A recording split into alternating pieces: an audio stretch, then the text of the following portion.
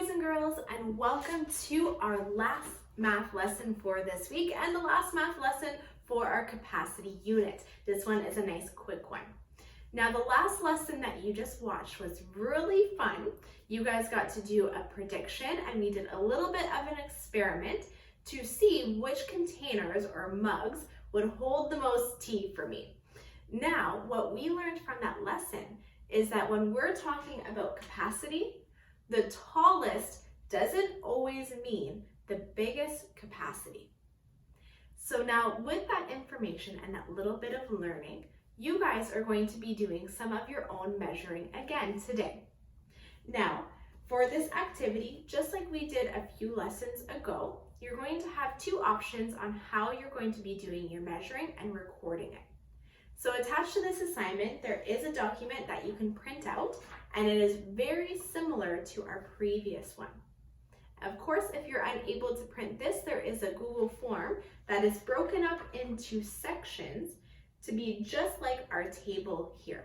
So either way works, whatever works best with your family.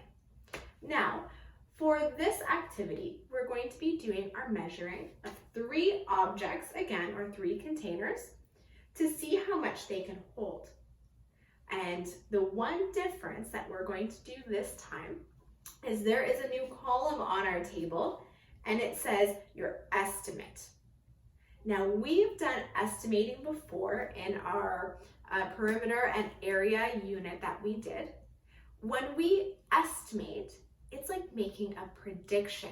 What do you think the capacity is going to be? It's making your best guess. So for this activity, you are going to choose 3 objects or containers and choose a measuring tool to use, just like you did in the previous activity. Now you can switch up however you would like. Maybe you can use the same 3 containers and change what your measuring tool is, or maybe you use the same measuring tool and find 3 new containers.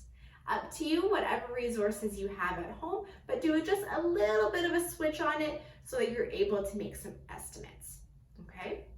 So how you're going to work through this is you're going to pick your first object or container and look at your measuring tool you have and make an estimate. How many of those do you think is going to fit inside? If you're using pom-poms, how many pom-poms are going to fit? If you are using spoonfuls of water, how many spoonfuls are going to fit inside? So before you do any of the measuring, make your estimate. Once you have that written down or put into your Google form, you can now measure your capacity and write down how much it actually holds. And just like last time, you can work your way through to the bottom, and at the end, it's going to ask which object or container can hold the most and which one can hold the least. Now, 2 things I want you to remember as you're doing this activity is first, remember our measuring rules. We talked about this one last time, saying that our measuring tool has to be the same size. We have to fill the container right up to the top, and to make sure you pick a measuring tool that's the proper size. I'm not going to use pieces of rice to fill up a big cereal bowl. Okay, so remember those measuring tips. And the last thing to remember is something that we've talked about before. When you are making an estimate or a prediction, there's no such thing as a wrong answer. You are making your best guess and prediction about how much that container can hold. All right, so you might be able to, off chance, maybe one time get the right estimate or the right number for it, but our estimates should be different than capacity because we are trying our best. There's no wrong answers for it. If I see the numbers are all exactly the same, I'm going to look at it and say, hey, they didn't actually make an estimate. All right, boys and girls, so remember that it's making your best guess. There's no right or wrong estimates.